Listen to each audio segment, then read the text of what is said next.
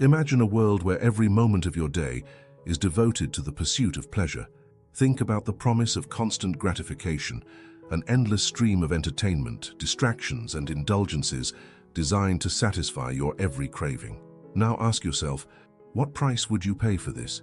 Could the relentless chase for happiness lead not to liberation, but to enslavement? Today, we will uncover how the pursuit of pleasure, as warned by Aldous Huxley, can become a form of modern slavery.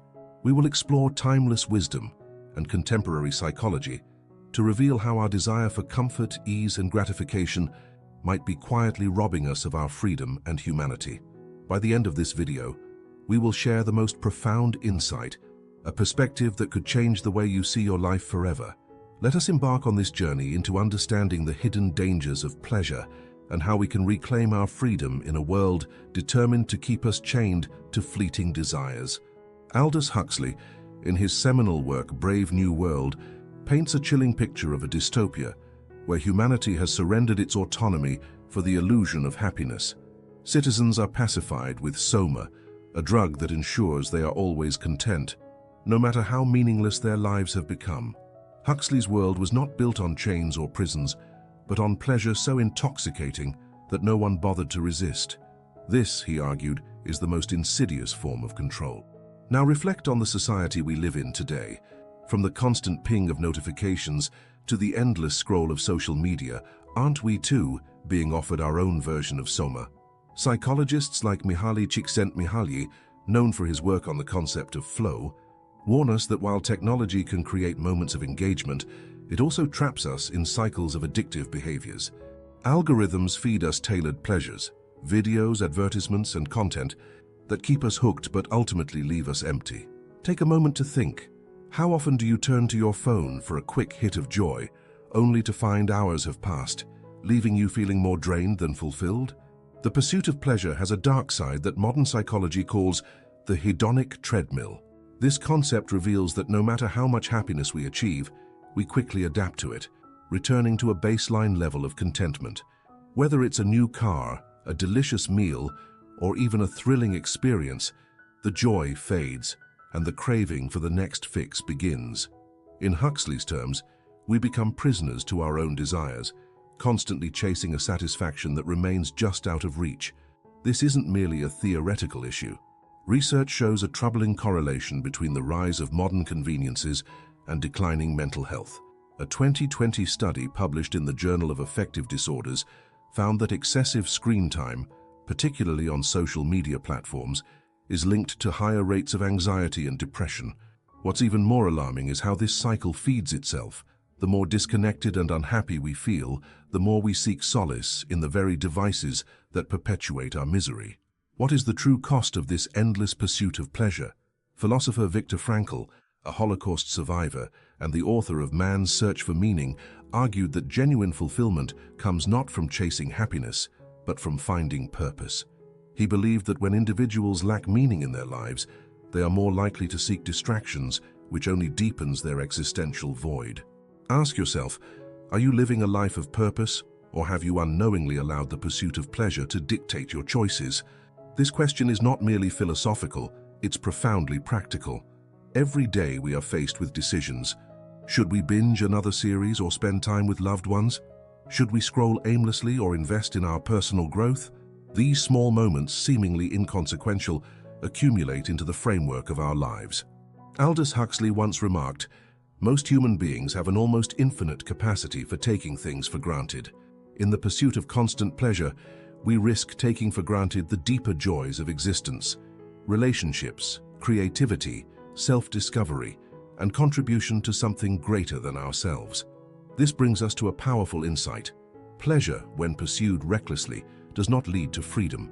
Instead, it creates chains that are invisible, but no less real.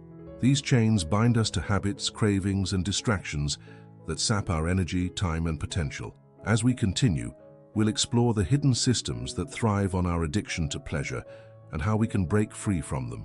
But for now, reflect on this. Are you living as a free individual, or are you merely a consumer in a world that profits from your desires? Let this thought guide you as we move deeper into this journey of understanding and self-liberation. What lies ahead will challenge the way you see not only the world, but also yourself. Imagine a marketplace where the currency is your attention. In this world, the most valuable commodity isn't gold, oil, or even technology. It's you. Every moment you spend scrolling, clicking, or consuming, you're not just engaging with content. You're being bought and sold. Welcome to the attention economy, a system that thrives on your addiction to pleasure and keeps you locked in an endless cycle of consumption. To understand how deeply this system controls us, we must look at how it exploits our biology. Neuroscientist Dr. Robert Sapolsky, an expert in stress and dopamine research, has revealed that our brains are wired to seek rewards. Every time we experience something pleasurable, our brain releases dopamine, a neurotransmitter that reinforces behaviors. Whether it's the satisfaction of likes on a post, the excitement of a new purchase, or the rush of winning a game, this dopamine hit creates a feedback loop that keeps us coming back for more. Here's the catch. The anticipation of pleasure often releases more dopamine than the pleasure itself. This is why we eagerly wait for a text reply or obsessively refresh our feeds. It's not the outcome, but the possibility of reward that keeps us hooked. In this way, the attention economy turns us into perpetual seekers, always yearning but never truly satisfied. Think about how this manifests in your daily life. Have you ever found yourself checking your phone without even realizing it? Or craving something, a snack, a video, a moment of validation, only to feel hollow once you've had it? These aren't coincidences, they're carefully engineered experiences. As Tristan Harris, a former Google design ethicist, explains, platforms are designed to exploit our vulnerabilities. They create what he calls intermittent variable rewards, a mechanism borrowed from slot machines to keep us addicted. Now let's connect this to Aldous Huxley's vision. In Brave New World, the pursuit of pleasure wasn't just a personal failing, it was a societal tool for control. People were so consumed by their desires that they didn't notice or care about the loss of their autonomy. Today we face a similar threat. While we may not be taking soma, we are inundated with digital distractions that serve the same purpose, to pacify us and keep us compliant. But why does this matter so much? Because the pursuit of pleasure, when left unchecked, doesn't just rob us of time, it steals our potential.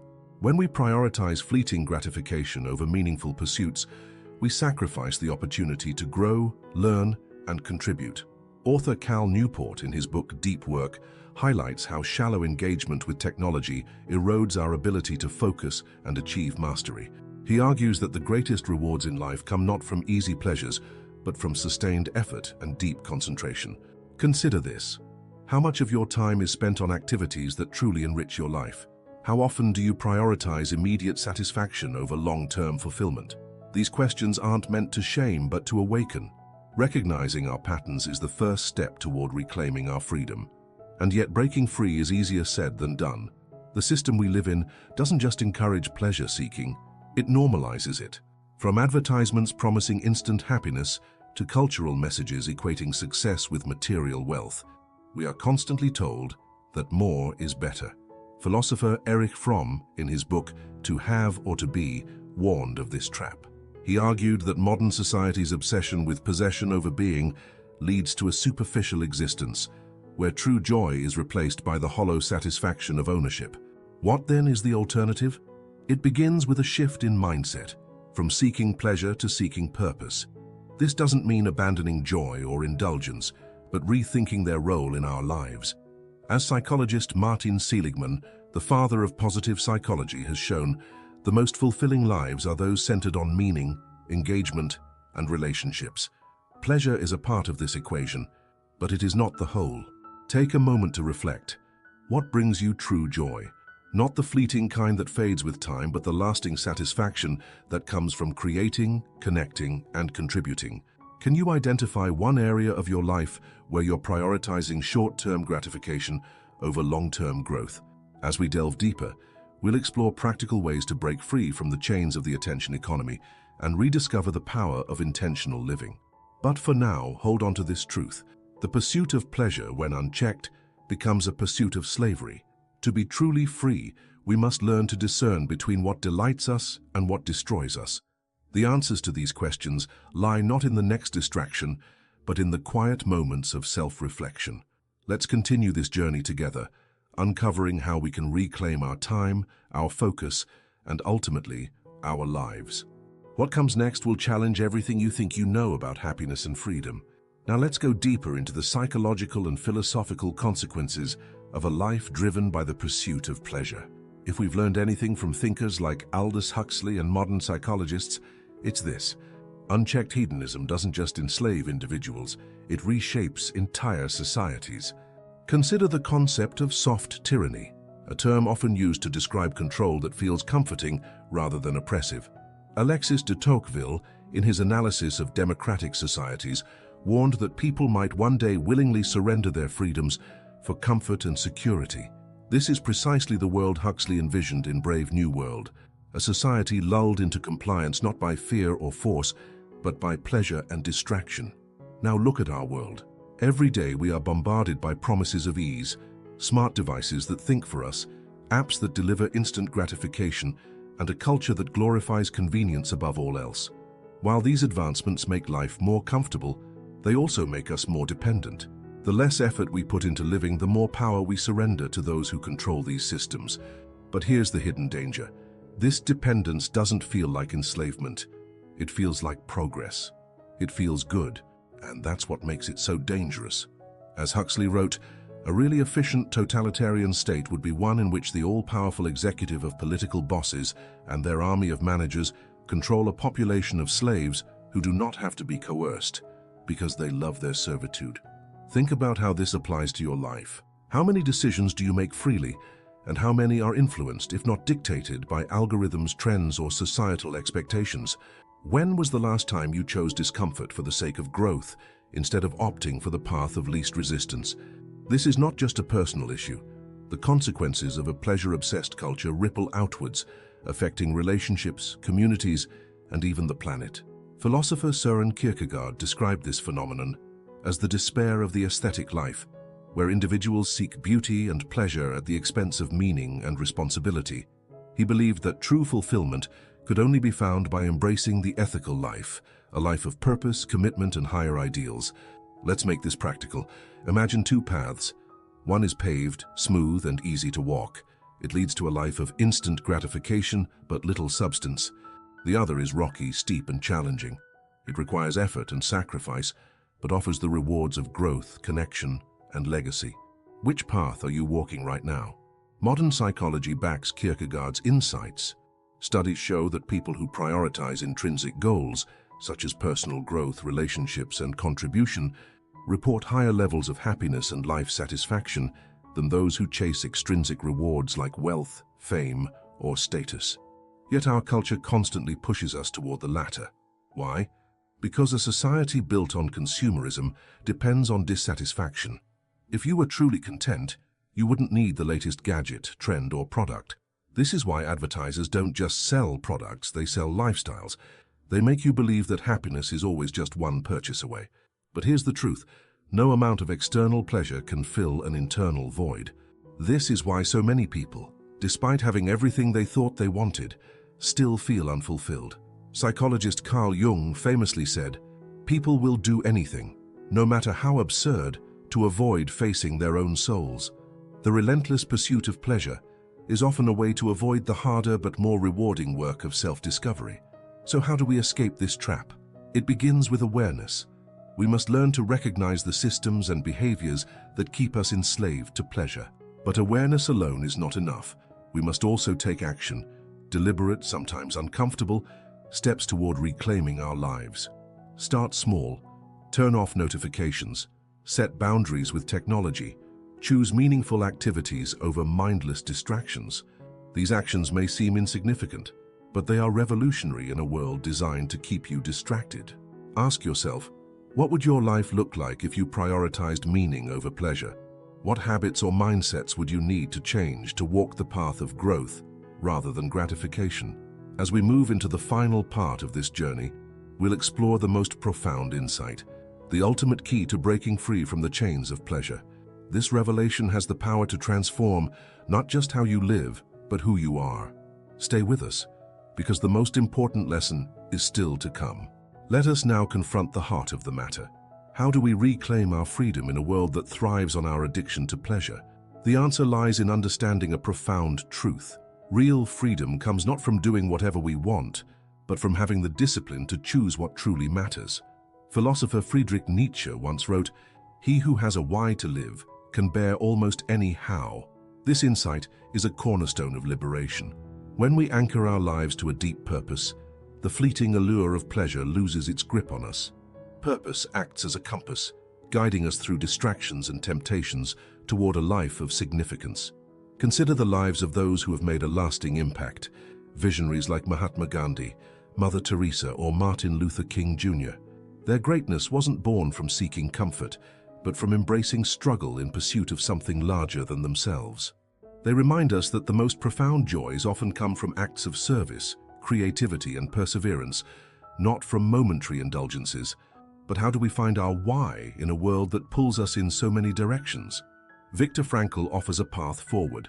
In his work, Man's Search for Meaning, Frankl describes 3 sources of meaning: creating something of value, experiencing love and connection, and finding growth in suffering. Each of these avenues requires us to look beyond ourselves and our immediate desires, inviting us to engage deeply with life. Start by asking yourself these questions. What legacy do I want to leave behind? How can I use my strengths to contribute to others? When faced with difficulty, how can I transform it into an opportunity for growth? These are not easy questions, but they are transformative. By seeking answers, you take the first steps toward breaking free from the chains of pleasure and stepping into a life of purpose. Now, let's address the most important insight, the revelation that ties everything together. The pursuit of pleasure, while alluring, is ultimately a distraction from the deeper pursuit of meaning.